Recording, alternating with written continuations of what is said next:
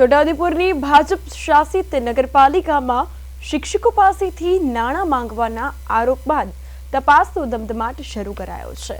તો 9 શિક્ષકો નગરપાલિકા હસ્તક ચાલતી SF હાઈસ્કૂલ નોકરી કરે છે અને આ શિક્ષકો પાસેથી નગરપાલિકાના પ્રમુખ, ઉપપ્રમુખ અને સભ્યો તેમજ આચાર્યએ રૂપિયા માંગ્યાનો આરોપ લાગતા હાલ રાજકીય ગરમાવો આવી ગયો છે. SF હાઈસ્કૂલના 9 શિક્ષકોએ આ અંગે નગરપાલિકાના સત્તાધીશો સામે પોલીસ ફરિયાદ પણ નોંધાવે છે અને ડીજીપીને પત્ર લખ્યો છે. સમગ્ર જે મામલો સામે આવ્યો છે તેને લઈને શિક્ષણ અધિકારીએ તપાસ કમિટીની રચના કરી છે. આ સમિતિએ SF હાઈસ્કૂલના પ્રિન્સિપાલને ચેમ્બરને તાળું મારીને બંધ બારણે તપાસ કરતા આ તપાસ સામે પણ સવાલો ઉઠી રહ્યા છે. આજે શિક્ષણ અધિકારી કચેરી તરફથી અમને તપાસ સોંપવામાં આવી છે.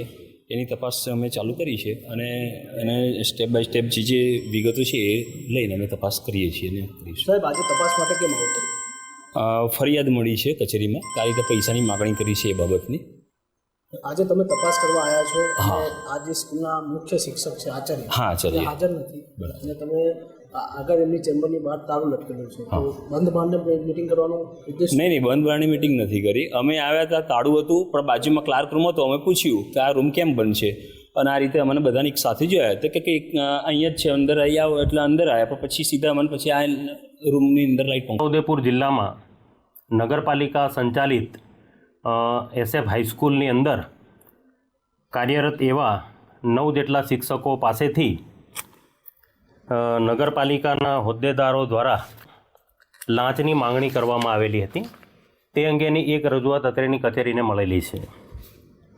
લાંચની માંગણી જેમણે કરેલી છે તે પૈકી પાલિકા પ્રમુખ શ્રી મંજુલાબેન કિશનભાઈ કોળીના પતિ કિશનભાઈ કોળી, ઉપપ્રમુખ શ્રી પરવેઝ મકરાણી, કોર્પોરેટર શ્રી કિરમાણી, પાલિકા સભ્ય શ્રી ઝાકીરભાઈ આંધી, નગરપાલિકાના કારોબારી અધ્યક્ષ શ્રી સૌરભભાઈ શાહ તેમજ અન્ય 2 થી 3 અજાણ્યા ઇસમોનો ઉલ્લેખ અત્રેની અરજીની અંદર કરવામાં આવેલો છે. એ સમાજ સમિતિ આજે જે CL પર છે ને બધા રજા ઉપર, એટલે બધા આવ્યા છે કે ભાઈ આ માણસો છે નથી. મેં કીધું રજા પર છે, મેં CL પર છે.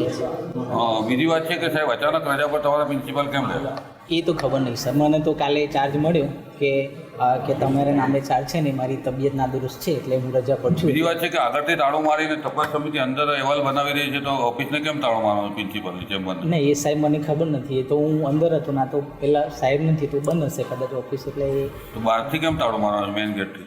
એ સર નથી એટલે બંધ મારી હશે. પણ શિક્ષકો પાસે જે પૈસાની માંગણી કરવામાં આવી, કેટલા શિક્ષકો નવા ભરતી થયા છે?